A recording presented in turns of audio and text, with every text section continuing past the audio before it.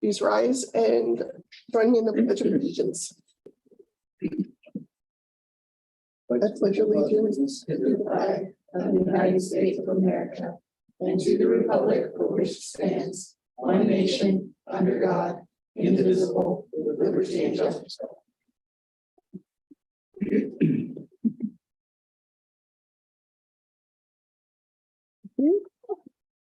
Tonight, excuse me, Director Carey has asked that we excuse him. He's traveling for work tonight. So I make a motion that we excuse Director Carey. Second. All in favor? Aye. Thank you. We also have Director Kincaid, Director Ledoux, and Director Dane, and I am Director Beach. Dr. Middleton is with us tonight, as well as the cabinet. So that was 2A, board comments. Who would like to start first tonight? She's pointing your way. Me every time. If you'd rather not, I can. No, I'm gonna be short. I hope that everybody had a fantastic summer time off. I got to see and participate in a few activities as the new school season starts, and I'm excited to see where we go. I look forward to watching Dr. Middleton and his staff implement the programs that they presented to us over the summer with a new direction for the school district, or continuing on to directions that they had already started. Yeah, I'm just excited to get started. And I hope that, you know, students and faculty are happy to be back in the classrooms. I'm pretty excited to see all of the kids around the schools. With my role in the fire department, we're going to start participating in school activities coming up in October, and I'm looking forward to being there. Thank you. Very quick, yeah, busy, obviously, first few days of school. Everybody that I've talked to is, you know, running around, their hair's on fire, making sure everything's in place per usual. I mean, school's been in session for officially a week now. So it's great getting everybody back together, and hopefully everybody finds their groove. So that's pretty much all that I have. Yeah, I just kind of echo what they said.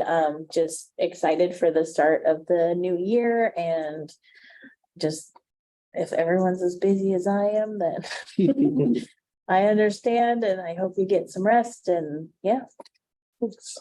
I just wanted to thank Director Ledoux for attending the first home football game. And I know that John Nisley, the principal at the high school, said a few words, and I had a medical thing the day before, and just I wasn't in the shape to be there Friday night. So I appreciate you showing up and representing the board, and just want to say thank you for that as well. Next, moving right along. District reports 3A, superintendent report presented by Dr. Middleton. All right, I'm going to have Dr. Manns go to the podium as well, because I had asked for some input on some of these slides, and we just have a couple slides. So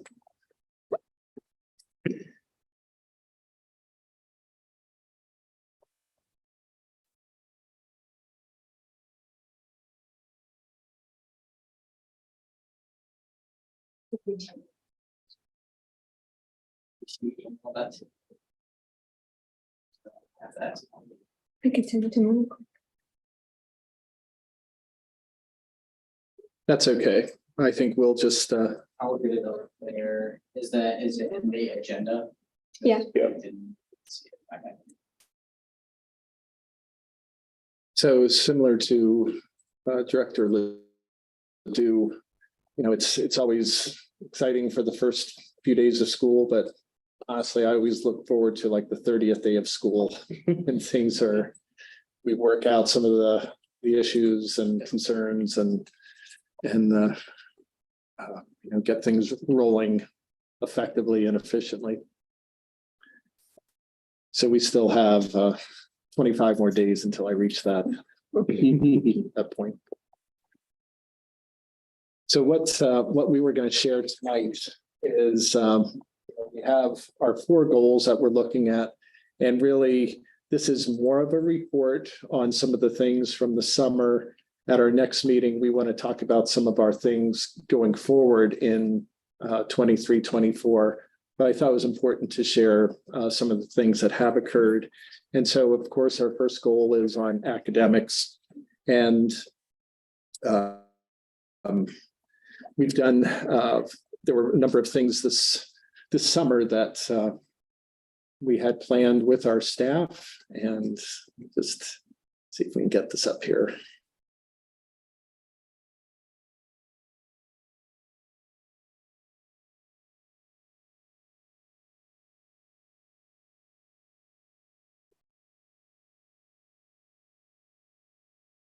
Okay.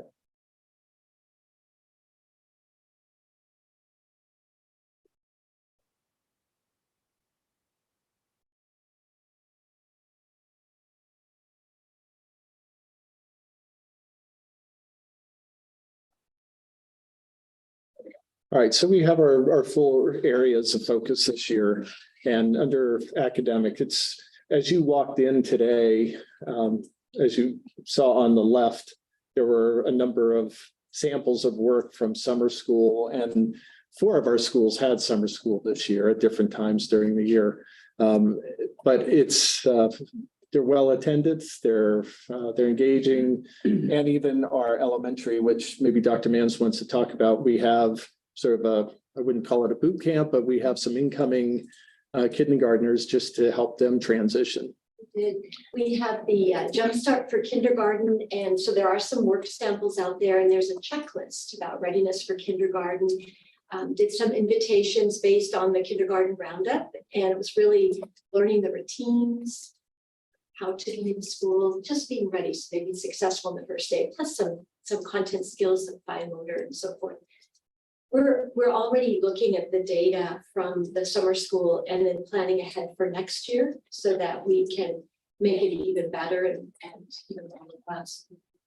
And really even looking at how can we incorporate middle school to have summer school, because that's a critical time also to get them up to speed and up to grade level. A number of retreats and conferences also occurred over the summer. We started with our admin retreat at the beginning, and I think Director Dane, you came and visited for a little bit with our team, and we spent 4 days. We talked about our academic goals, school improvement plans, but we also spent time with our legal counsel on specifically student discipline, and some time also on special education issues. And then special education department also had their retreat. And I know we were all able to pop in for a little bit there. And then it led to School of Rock, which Dr. Mans and her team helped organize. So go ahead and share a little bit about that. Sure, we actually have a group of administrators and a number of teacher leaders who help plan, and we look at many data points starting in January, February. So it's academics and then academic growth, behavior. We're looking even at attendance, family surveys that have come in, principal observation, and so forth. And then we have a survey too for teachers. What do they think they need? And then based on that, the program is designed. And it's like a conference, really. Keynote address and 2 days of workshops. And there's some required classes for the priorities in our district. And then they're able to choose those that best meet their needs. Very positive, highest attendance ever, and the most staff members who volunteered to help for future. And I was actually really impressed with our teacher leaders who did put on presentations. We also had some outside presenters. One in particular was brought in because of the WASA report on behavior. We also had presentation on inclusion and universal design for learning. So a lot of good feedback from our School of Rock. We sent teachers again to our professional learning community conference in Seattle. Again, that comes out of grant funds. It's not general fund. And so we're just building that core team just building that stronger and stronger. So that really becomes more and more of our culture. And then Dr. Manns also was involved in a Ready, Set, Learn event that partnered with the library, right? Right, it's part of that early learning community team. And so it's pretty widely spread. Childcare and then providers that work with early learning. And so we meet regularly once a month. And then the idea was to bring the families in for the little ones and help them to see how learning can already happen at home so that they're more ready. And that's really our goal. Ideally, our goal is to work toward 100% readiness for kindergarten. So when they come in, they're set to start. And then that community-wide support for families who might, benefit from supports as they're, raising their children. It was, again, it was the second year and we had more participants in the past, lots of vendors and families went home, even with helmets for the children. All kinds of great ideas. A couple of other things. I know we shared a little bit about Monte Cristo and the improvement work that they've been involved in, but at School of Rock, we announced that at Crossroads, when it came to language arts, they actually met our state goal, which the best part was when we were visiting with Bridget, says, oh, I don't know about this goal. It might be too much. It might be too much. And then the results came in, you met it. So having those high standards is important and those high expectations. And then today, I think you received an email from Mr. Nisley that all three areas and two of the three met that state average. So that's pretty exciting. In terms of the math, that's still lower than the state average, but what's going to pay off is the work being done at the middle school. We have Mr. Maynor and Mrs. Quarterman working with a state coach from OSPI on a weekly basis, and Dr. Manns and I, or one of us, attend each of those sessions also, specifically on math, and they have it dialed in over there. And so we're excited about that. When it comes to stewardship, our second goal, Marshall and I met with BLRB today, and they have completed their report, and they would like to come and visit with the board at the next meeting and just talk about potential next steps. The best news in that, what this board has asked a number of times is there any item that is a must fix yesterday or today? And they said, no. Yes, you will have aging equipment and aging facilities, but there's nothing from our report that says you have got to address this immediately, or whether it's for safety reasons or efficiency or something like that. The other item on this is impact fees, and Marshall's working with Lake Stevens and Snohomish County because we're anticipating hundreds of new homes coming in the next few years. 5 years?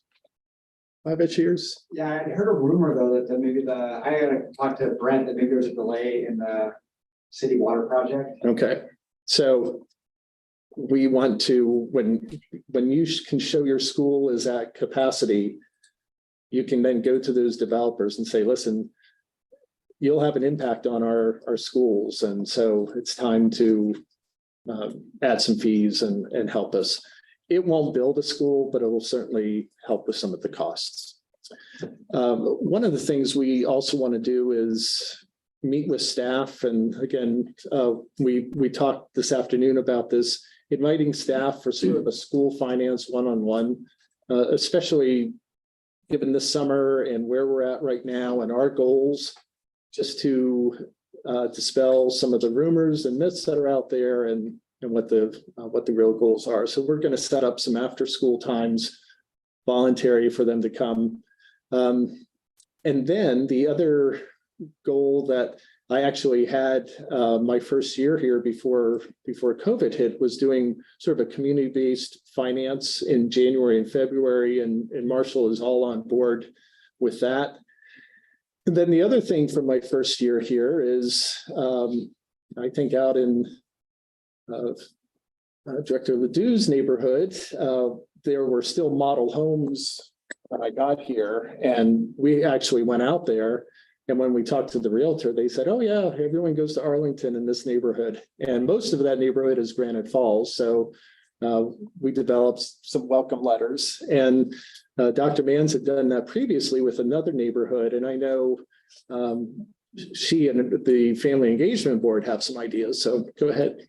We have some members of the Family Engagement Board that are excited about welcoming new families. And so they've actually been helping, in addition to Brent and the county, in looking at the new neighborhoods where they're at as model homes get ready, so we can identify that realtor who's working there and then designing what would be most helpful. So from the perspective of parents, how do we showcase our district and provide helpful resources? And even in the past, we even did some tours for parents who were interested. And then we'd like to get them connected to our community before they move. Sometimes there's a little bit of a gap while they take their children to their previous school, but why not already get involved, come to some of our events and get to know new friends that the children were going to school with. Then go ahead and let's go to the next one with notebooks. Oh, we have a huge thank you to express this evening. Director Kincaid is our founding partner in the Family Engagement Board, and she had a vision of providing to families a family notebook. We're not going to combine these two pieces. She talked about, we were hearing from the parents, the family members, how important it is to have some paper. We do a lot of things electronically, but they like to have some things in hand. And she said, wouldn't it be great to make a notebook for every family with the most important things? It could be on the kitchen counter or in a drawer, handy. And then the other parents loved it. And we had family members who worked very hard this summer to create that notebook, under Director Kincaid's guidance, of course. And then coming in, we had parents who had never met each other from all over coming together for some work parties here, which was really fun. Enjoyed some pizza together, and parents bonded in ways they hadn't before and talked about how to make the district the best it can be. And I've been watching these notebooks heading out into schools because they're rolling out. They'll be heading to kindergarten parents during the conferences in the next 4 days. Middle school has open house next week. And then some of the schools have already had a family event, so they've been distributed. And families love it. All the way up to the oldest kids in Crossroads. The parents are so excited. So huge thank you to you for your vision and leadership. And the Family Engagement Board is growing. We're adding more family members this year than last. We're setting goals. We have long-term vision, but we're setting practical goals. And we talk about ourselves as being very action-oriented. We create and make things happen. And so if anyone is listening this evening and would like to join us, our first meeting is on the 21st next week.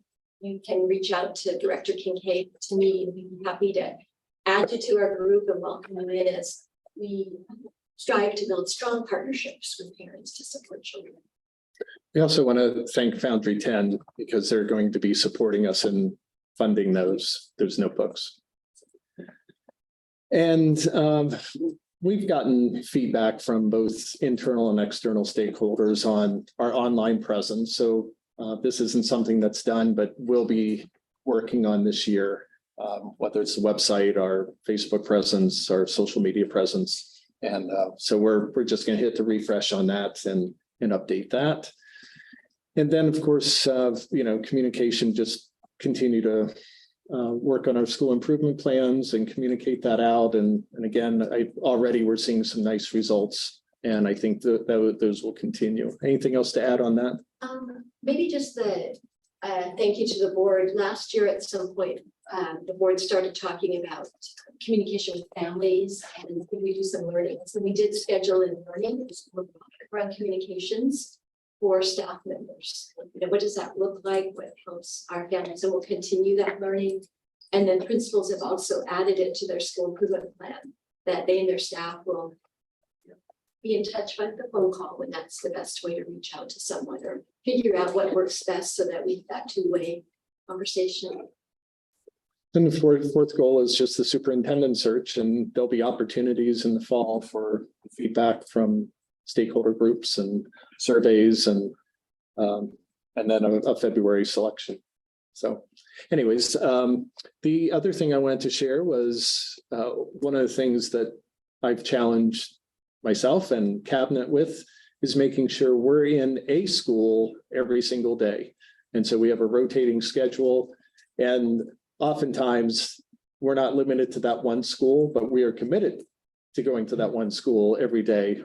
We often find ourselves in multiple schools, but already that's been paying off some dividends of just our presence, being able to get some feedback and seeing what's going on and offering to help wherever we can.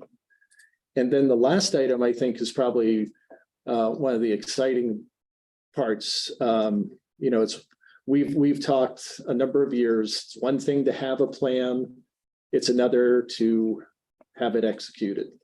And we feel like our school improvement plans are really the better ones we've had. They are really limited in scope, but this is the accountability piece. And so we are asking our principals with this shared document to let us know each week what they are doing. And so Dr. Mann's created this and just has a few things to share about that.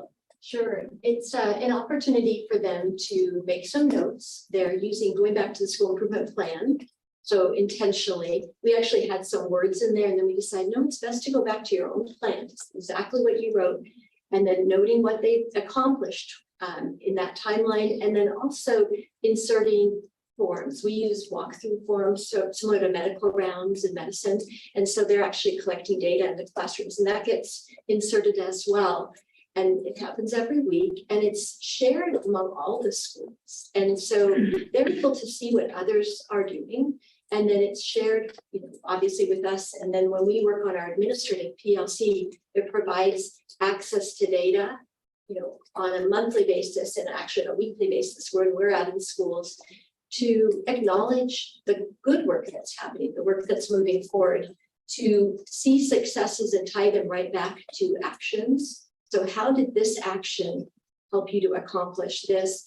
And then if we're experiencing challenges somewhere, we're able to go back into here and say, let's take a look at what happened in your school. How could we leverage research-based practices? Because right now there's a gap to where you want to go. So let's look at what you're doing and how can that be adjusted so that we're making those changes. And then going back, just like we talked last time about the 6 to 8 week cycles, also for schools to regularly be making that progress and making those next steps. And really, we keep saying it's results oriented, but it's data informed. So it's a way for us to be accountable to one another for our actions, the desired success. So that's what we wanted to share tonight. Don't know if you have any questions that could address or. I just wonder, can you describe what your school visits look like? You're at the school, but what is your target? Or do you have targets each week or each day? Because I see that schedule and how it's, and I'm really excited about the fact that you're going there, but I just wonder what it is. We meet with each principal, Dr. Mans and I, each month to go through the goals and talk about where they're at. And then what we would expect is to write just a few notes on each of those. And we don't want just the good things. We want to know the problems and concerns as well. And then when we meet with them the next month, we can go back, talk about those things. I was referring, and that, thank you for that, but for the daily visit. For the what? Daily visits. Oh, for the daily visits. The only expectation that I shared with my cabinet is, you might be there for 5 minutes, you might be there for 50 minutes, but go in, at least, wave, let the principal know that you're there. And then, wander around, go visit some classrooms and try and go to different places each time you're there. Okay, that's what I was. Yep. So not just a specific, I'm going to go to the principal and talk to them, and with all of your staff moving throughout. I think that's one of the things that I heard from staff members toward the end of the year was that they needed some support and more not just words, but seeing you in the school. Right. And that was a broad spectrum of staff that were saying that. And I see this as a great thing. I just wanted to hear it. Thanks. Just out of curiosity, so we've talked about, I think the exciting piece is also the potential to eventually create more, like a high cap or like AP or calc like opportunities or something like that in the future. I know math I've heard is pretty straightforward because it's effectively like if we're going to have anybody in calc their senior year, they have to at least be in algebra their 8th grade year or something like that. So I'm assuming at some point we'll probably, in order to bring that sort of level back, we'll probably say the goal is to have 58th grade students in algebra or whatever that it is. But I'm curious, that one's pretty solidified in my mind. Are there other like higher learning potential things that have greater downstream effects that we should also just keep our ears out or open for, like English or Right. anything? Well, to go back to the math, not only is the goal to have more algebra, but we, Mr. Maynard and Mrs. Gordon, they want to have at least a section of geometry Okay. there so that we know there are students there who are capable of this. And it's just, again, raising those expectations. Dr. Mans might have another response, but for me, for this size district, I'm sort of shocked we don't have a stronger music program. And I believe, that is part of the holistic experience for a student. And to have just a handful at the middle school, and we committed to having a choir there, and it's a small group, but I feel like if we take that away, we're going to do one more year of not providing some arts. And I just think that's crucial. Dr. Mans, I don't know if there's anything else. I appreciate the comment about highly capable, and that is looking at the highly capable students coming from elementary. And we've had honors classes too in English, and I believe, throughout the years, but really having that pipeline continue on. Yeah. But then seeing those students who might not have qualified for highly capable, but are able to do that. And so that is part of the conversation. And then another piece is looking at the science area, because science is so foundational to medicine. So many different fields. And so the science teachers at the high school and administrators, and we started conversations around, a track that meets state requirements that is good for everyone, where you go through the chemistry, physics, whichever order, but also looking at what we can provide as a track for those students who have aspirations to move into a science-based field. And the staff is really excited about that. And so we're going through some field testing this year of materials in science, and then beginning to dream what that could look like, so that, and I guess I would mention too, we'd like every student to have that opportunity. And so it would be something that we like to open up to any who would like to try and move in that direction. So we're that makes sense. Yeah. When I ask, because math is so, I don't know what the educational term would be, but it's very linear. Like you can't skip a lot of things. Yeah, foundational, it would be the term. And so you kind of have to move through the process. Whereas I feel like, this is probably just ignorance talking, but something like English, where somebody might make extraordinary leaps and bounds because it's such more of a creative outlet or understanding. And so maybe one year they're in, English 1, but they're such a rock star that they could go into English 3 honors, the next year or something. So that's just where I see, it seems like there's lagging indicators for something like math, but we might be able to, Josh, to your point, having those high expectations, it's almost like a reverse microaggression of telling somebody that they can do something so much that they start to believe it, crazy enough. And almost wondering if we have that available, at least historically, we haven't had the hands raised for it, but I wonder if we enforce some sort of a nomination program or something, or maybe we've already had something like that in place, but where it's like a teacher says, even though like you got a B in this class right now, next year I want you to do honors English, or next year because I know that you can accomplish in there. So just thoughts. And I might say that that's a great idea. And I've seen districts where even with the higher high school end of it, AP, where it's more of an opt-out. You Yeah, know, something to that degree where, and then students find out, I didn't realize I could. right. Yeah. You have any questions? No, I'm not. God, that's one question. All right. So I do have just a couple things with BLRB and their organizational change. Right. Dissolution, is that what they went with? And does this fulfill our contract with them? It does fulfill our contract. And what we talked about today was this final product that they want to present to the board. And at some point, it will be able to hand off to what other firm we select in the future, should the board go in the direction of, okay, let's see what the community might feel about improvements and bonds and things like that. Because I remember them talking about there was many phases throughout like the 2-year process, and then there was coming back and revisiting and coming back. So our original contract didn't have this long-term vision. It was just. That's right. Truly a facility master plan. And then last time, so communication, communication. We talked about last time, there's like 7, 8, 9 different methods and platforms that our school district has for communication.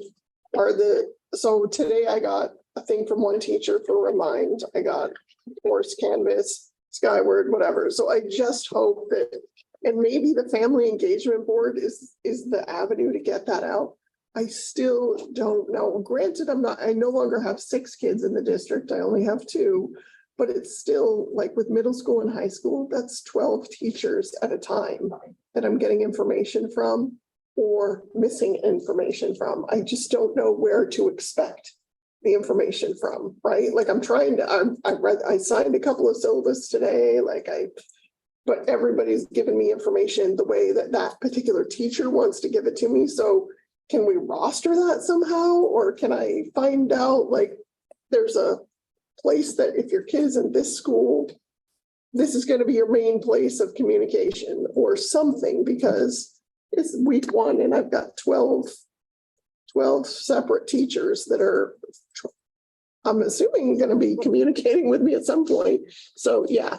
Yeah, I think that's really critical. The staff has mentioned that too. And we are committed to Canvas at the high school, but if there is any gap right now, that's something that we'll definitely keep their administrators on, because there's a way for them to also check. And then we have support in place. If we worked with all the new teachers to help them build their page and to get ready.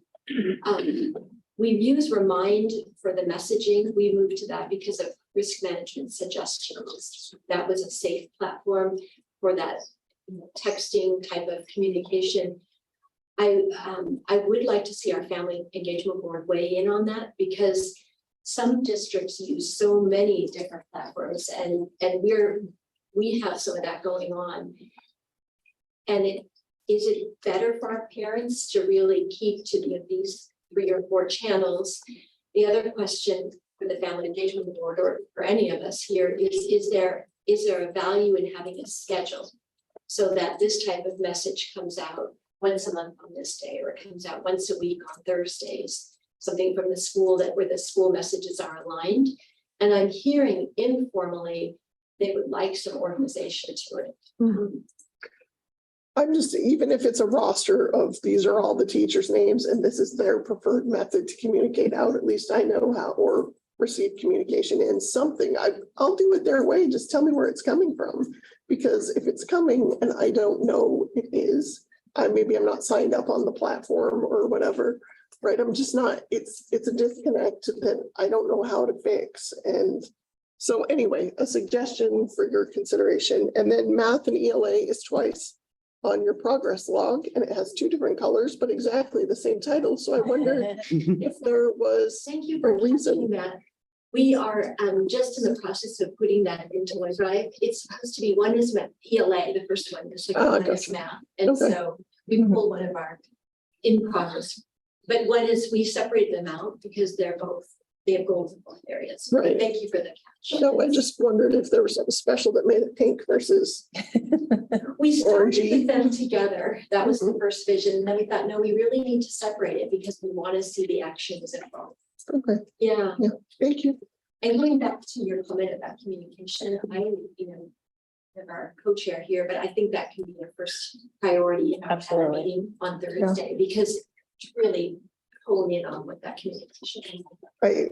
I just shared before the meeting, I shared a memory from Facebook about my student loans being paid, but another one that came up was not so many years ago.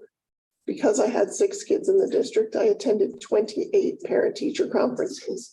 The elementary school has like 20-ish kids and they get the whole like half days for a whole week to do that. And I had 28 in a day and a half. And so if I just knew how to communicate with all these teachers, right? It's a lot. Not everybody's exceptional with 6 kids, but even with 2 in middle school and high school, I think, having 6 teachers for each student is pretty normal. So if we just knew how, just tell me. Anyway, that's all I have. Any other questions for? All right, thank you. Appreciate that. Thank you. Next, we have the business report prepared by Marshall Cruz, which was enrollment. Yeah, we just had, it was kind of a late report to you guys because our count day was Monday. And so we got the information towards the end of the day, Monday, and I put it all together yesterday. So I'd like to, if it's okay, I could call it a couple of highlights or important points that I think everybody should know about. When our first count was 2,228, that is 66 less than budget. We do have 15 students pending, meaning that they are missing some form of paperwork so they couldn't be counted on the first count. And then we have about 50 lost students, meaning that we did not get any requests for transcripts from other schools. We did not get notified that they are at other schools. And we also have not been able to contact them through our phone calls to their families. So likely that means they moved out of state for whatever reason.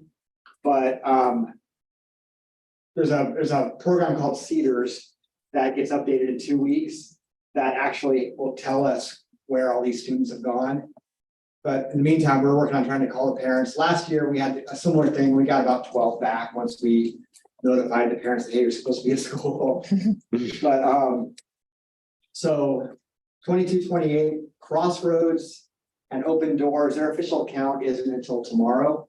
So they have some pending kids as well. So that number is probably going to go up a little bit, maybe the 22, 32 or 22, 33.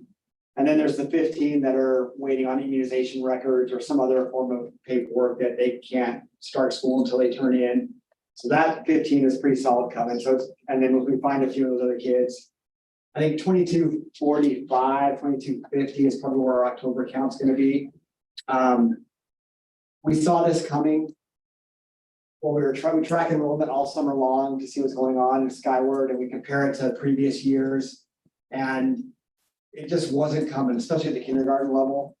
So we held off on some hiring, even though we were getting a lot of pressure. Because on the second slide that I sent, what happens is all the new students who enroll in our school district, that's kind of an active event that the parents have to do. So they enroll their students because they're here. The students that have moved or are in other school districts or left the state, the parents don't notify us that they've moved. And if they did notify us, there's not much we can do anyways. We have to wait for the other school to request transcripts for count day. So all summer long, our enrollment climbs, and I think we capped out at about almost 2,300 students this summer. And when we hit 2,300 students, it's, all the administrators, all the staff are all, we need to hire teachers, we need support, we need teachers. But we know based on past trends that once the doors open and we actually count, that's going to drop 60 to 70 kids, and it always does for all those reasons that, you know, kids move and we don't get the information until oftentimes they start their new school year at their new school and just show up and haven't enrolled yet. So then they have to scramble and request records from us. So we don't know about that stuff until school starts. So we held off on hiring 4 teachers, and that offsets that enrollment loss. So we look like that enrollment piece isn't gonna impact our budget at all. The other thing on there is the first count for special ed, and that's at 19.8%. Usually our first count is our lowest of the school year because we participate in and DD and special ed can talk better about this than I can, but we participate in child find where we identify students that have needs and then they can participate in our DD preschool. So that number starts low, 43 to start, and it'll rise up. At the end of this school year, it was 70. So special ed will, if nothing changes, we know DD pre is going to rise throughout the school year. We were about 20% to start last school year too. So it's right about where we kind of started last year. I think that's all I wanted to call out. I think the graph on the second slide that shows how enrollment climbs, and then just a cliff once the doors open for the schools. It kind of tells the tale of that's why we really need to not react too quickly when we see enrollment coming. Questions? No, actually, thank you for answering the question about where our budget would be with this lower enrollment. I mean, our revenue will be down, but so our expenditures. Right. So, and Right, that was basically a complete wash. Do we know how many, just out of curiosity, do we know how many choice transfers? Do we have like a count of that? We can get that. Okay. We know we've in the past, you know, every couple of years I do a presentation that has how many kids are choicing into our district, Yeah, how many kids are choicing out. okay, Is it a net gain, net loss? And then there's a pre-selected reason code for why they're choicing in or out. Like there's 7 choices. yeah, They're not all that descriptive, but you kind of get a feel for the reason. So we can do a deep dive into that in a couple of weeks if you want. yeah, just out of curiosity, Yeah. seeing that in versus out, and is there something that's super strong in one direction or? All right, any other questions? Thank you, Marshall. Yeah, thank you. 3C, board reports. WIAA, always first. Always first. No, the main thing, Director Veach alluded to it. We had a great, not ribbon cutting. We had a soft opening ribbon cutting a few weeks back, but we had what do I want to call it? A dedication, field dedication. Great words by Principal Nisley on Friday before the first football game. And yeah, I mean, hopefully everybody has gotten to get out and see the field. If not, get out there and support. It's not just football, it's soccer. You know, during the spring we'll have track. So great new facility. Tell your friends, tell everybody. we want to try to, especially during slow seasons. I know we've been talking about getting everybody who wants to play on it, but during slow seasons and weekends and stuff like that, to try to also rent it out as well, use it as a source of revenue for the district. So that's all for me. Do you know if, like, we've contacted WIAA to make that offer yet? We've been working through that. I know Mr. Maynor has also been receiving I think a request, probably because he's the historic AD, and so it's good habits are hard to break, or old habits are hard to break. So I know Maynor and Alderson are working with each other to see if we can get stuff there. Well, keep us posted because it's beautiful and we'd love to share it. And I think, as I understand, is it ASB gets a portion or half or something of the ASB revenue? gets the ticket revenue for our events. Mhm. I don't recall how much we get when the playoffs use our field or when district championships for track. I can look into that and report back on that. I don't recall what percentage we get of the ticket booth. We get all the concessions. And Right, the students, the student groups that work the concessions. And those events are well attended. Yep. Yep. Perfect. Thank you. Yep. Director Carey's not here, so we don't have a ledge report today, but community report. I was gonna talk about the notebooks, but Karen did an excellent job of that. I've been here getting feedback from parents and they're really excited about them. So I'm really excited about that. And just like I said last time, just absolutely overwhelmed by the family engagement board and all of the parents who just, pulled up their sleeves and worked so hard on them, and it's just amazing. And then the second thing I wanted to say, last time I also talked about starting up kind of a dialogue with a director thing. I was talking to the community about when and what that would look like for them. So I'm looking at starting it in October once I kind of get my schedule figured out with being a new teacher and all that stuff. So October is what I'm looking at to start that up, just a once a month thing where we can gather, people can ask questions, I can direct them where to go to find those answers and that sort of thing. So look for that in October. Very cool. Tell me again the date of that next meeting for the family engagement board. It's next week, the 21st. That's what I thought. Would it make Thursday the sense to put your meeting on the district calendar on the webpage? Like when you land, Yeah. it comes, the district calendars here, because it doesn't really fit on any one school calendar Yeah. necessarily, but I Yeah. don't know if we want to put. Yeah, that would be everything, awesome. But I just looked for that and I didn't see it there, so. Okay. All right, well, I think, do you have anything else for the community report? That's it. Perfect, we are moving. All right, so 4A, the update on the superintendent search. Just more of a reminder, looking at the superintendent search calendar, which Paris attached for us to the agenda. We're just going to keep that attached there every time so we can kind of track where we should be. So it looks like next week, the leadership profile survey will be on the web for English and Spanish. And that will be the opportunity to provide input from all the stakeholders. I left a message for them and I'll get more information. I'm assuming maybe we can try out Remind to let people know that the survey is out there when it's there, but I'll just wait to hear back from them. So that's one thing that'll be, and then September 27th, sorry, got to take my glasses off to see. It says when the position will be posted on the website and other actual recruitment activities begin. So just a heads up. Okay. It's coming, it's happening. All right. Number 5, items from the floor. We have one person signed up, Mindy Butler. Did you receive the instructions regarding public comment in your email? Or do you need me to read them for you? Oh, perfect. Right. All right, you have 5 minutes and they got me a timer. Oh, it turned off. Jeez. Oh, look at that. Okay. So I'll just let you go ahead. I'm Mindy Butler. I have 7 children, 5 of them in your schools. I have 1 in every school other than Crossroads and Open Doors. As for your communication question, yes, they all play a different part.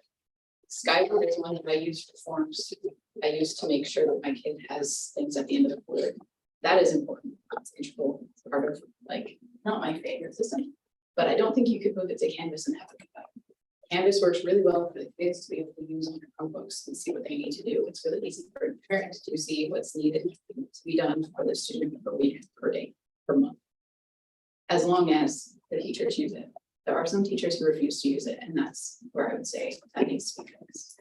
Remind is really great for a teacher to be able to last their whole student body or whoever they're teaching, for the parents to also see, okay, this paper needs to be turned in tomorrow, or we can't go ahead with a lab, or they don't get to go on the field trip, that sort of thing. So they all have their place, they're all good. I suggest you do use it.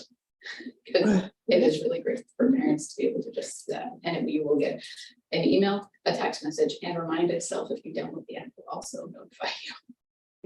So there's no way that parents are gonna miss that.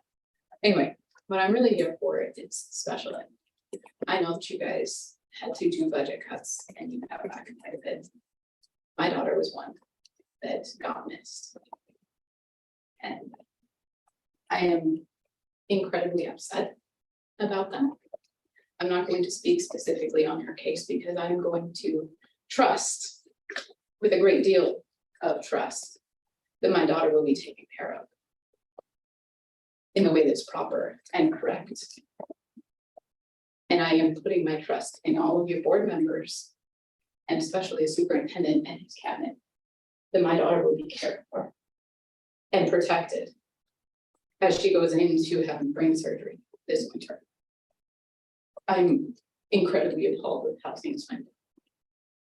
And I sure as heck hope that every single special ed parent has not had to go through what I have had to go through. I have had meetings, I have talked to every administrator. It took me 2 months to even find out who Beth was.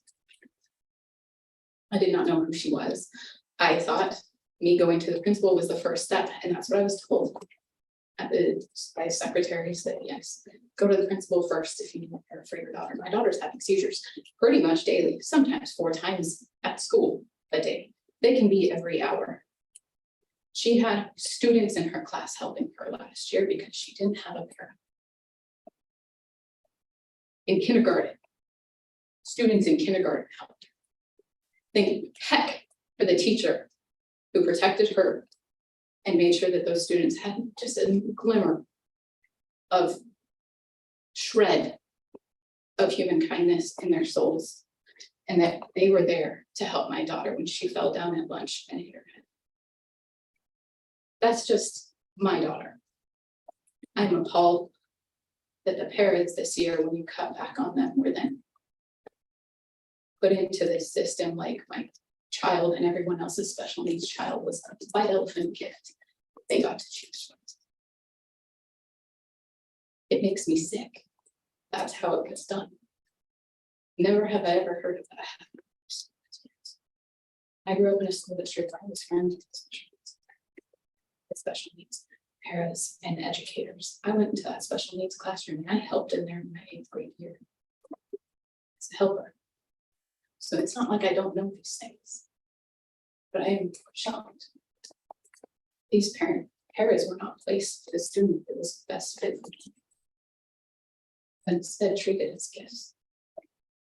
And I think you guys all need to know that any one of you could have stood up and said, this is wrong at any one of those times. The parents knew the trouble. They couldn't do anything about it. You're free. They didn't fire me.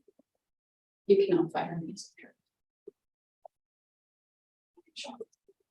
I hope you all. I want you guys to realize that. But it is not okay. These are students who are trying to reach their potential. They deserve to reach their potential. If they need a parent to do that for even a year, why are we not trying? Why are we not showing them that their potential is worth it? Because those students grow up. And what happens in first grade, as I know, goes on for a life. Thank you. Or do you have any clarifying questions for? I'll always just say too that members of the board too, right? I mean, Andy, you know this very well, is Robert serving for almost a Served for 10 decade. years. Yeah, or a decade. Like, we can't hear this stuff enough, right? And Well, I don't think you have. right, no, well, and that's what I'm saying is like stuff like this, or how your daughter has been treated, is something that this right here is news to me. Now, granted, and this is where I don't know where the communication is breaking down for me personally. And so this is why I appreciate you coming and you speaking to this. And I appreciate every parent that does email me directly, right? Any aspect like that, we need to know in order to stand up. And so I will say, like, I appreciate you coming here tonight. And we have learning to do and aspects of, communication, not just with the community, but internally. So. Thank you for coming. Help me understand the parking lot. Is that the requirement from the union contracts? It Is that is. how that, yeah, I thought I remembered seeing. Okay, so the parking lot is part of the reduction and then shuffling of how does it work? The description of a student as a white elephant gift doesn't, I mean, how does it work? How does the parking lot work? I truly don't know, or maybe it's too big of a conversation. I mean, maybe it's not a 1 or 2 sentence answer. Right, it I is. don't know the answer. It is. Okay.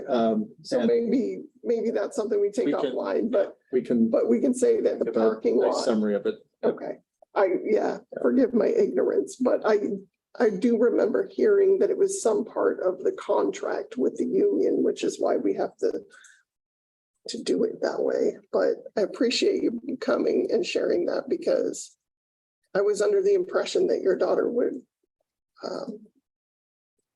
have what she needed.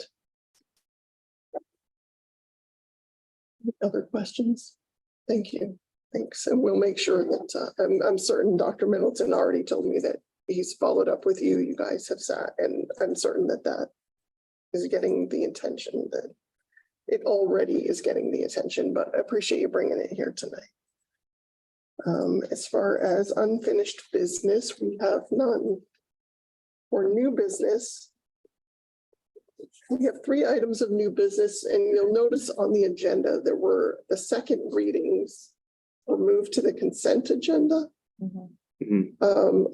If there are any, and there's also, so if there are any of those second readings or the other resolutions we wanted to have discussion of, we have to bring those out and move them up to our unfinished business.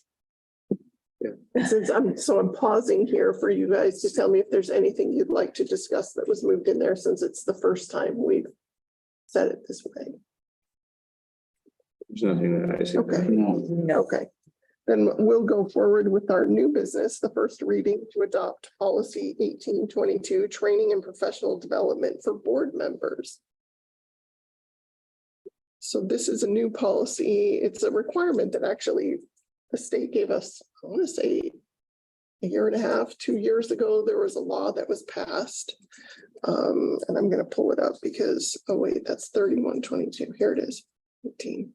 So this is the one that requires both the open government training, which is the rule that 3 of us can't be in the same place. Talking about this. And then also they've added for us the cultural competency, equity, diversity, and inclusion training. And I believe it listed here, but I want to say that there's maybe 2 levels to that, I thought. Or maybe it's just they're doing, when I saw it listed, they were doing it in 2 locations, but I thought that there were a couple of different classes that met that requirement. They have those for us at WASDA in November. So it's something that you for sure want, but they are available, I want to say, in Anacortes and like Bellevue. And WASA is also working to have an online. Yes. Let's One as ask, well. because I can't go to WASDA because of work, so. Yeah. Yeah. Yep. Originally, they said they weren't going to do online. That's right, but I think they got enough. Yeah. Is this, so this is just something like, I mean, I feel like WASDA's required this for us anyway. We're just now officially putting it into our policy as well. This is WASA just put it into their policy. Okay. Now we're adding that amendment. Okay, so.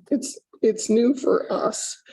They passed a law a couple years ago telling us like it's coming up as of January of next year or whatever it was, or 2 years in the future. We had to do this, and here it is, and now it's going to be in our policy. But any other discussion or any other questions? No. Then I'll make a motion that we approve the first reading for policy 1822, training and professional development of board members. A second. All in favor? Aye. Thank you. First reading to adopt policy 4020 confidential communications. Discussion.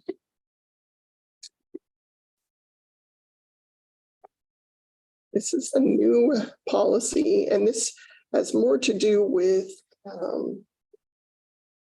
is it students speaking to staff members and the expectation of confidentiality or not. And times when it, it's important to, Right.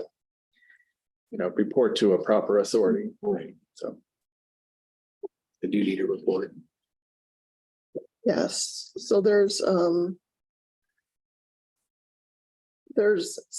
B is about certain professionals such as attorney-client or licensed psychologist, but then there's also the requirement to report, as we know, when there's the reasonable likelihood that a crime has been committed. And then there's the professional judgment standards for staff members.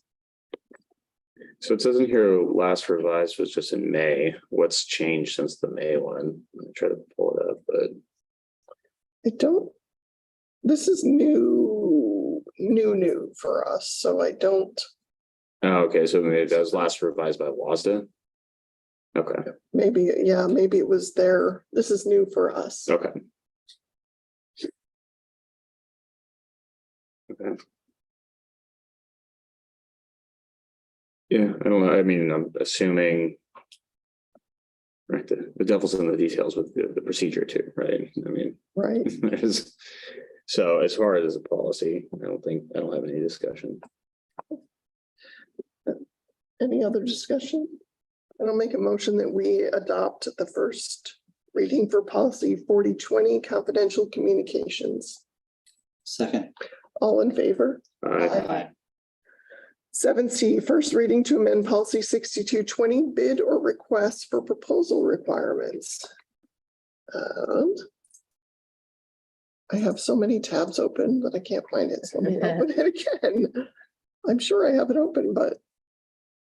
All right, so this is a revision. Well, I mean, these are the requirements of when we have to have multiple bids and the difference between using federal funding versus, and now we're changing it from state funding to non-federal funding, which is important. There's also the section on making sure all groups have an opportunity to bid.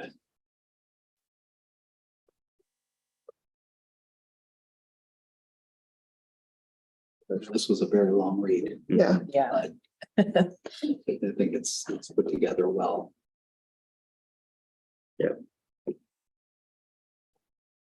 okay. Then I make a motion that we adopt the first reading to amend policy 6220 bid or request for proposal requirements. One second. All in favor? Aye. Thank you. 8A is the report on new hires, transfers, and resignations. Do you have any discussion or questions for HR? No.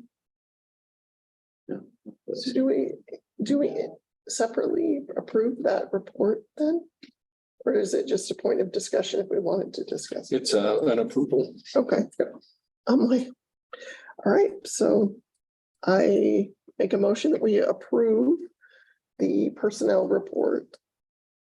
I second. All in favor? Aye. And finally, we have the consent agenda. I don't see that there are any additions to the. Are there? It says additions to the consent agenda, but There's nothing in there. Yeah. yeah, there's nothing in there. Okay. So if there's no discussion, then it is approved by the fact that we have no concerns.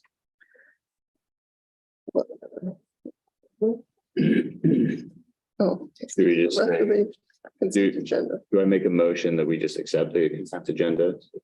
All right, I'll make a motion that we accept the consent agenda with no changes. all in favor? Aye. Aye. Bye. Sorry, Bill. Quick to get out of here. Perfect. All right, it's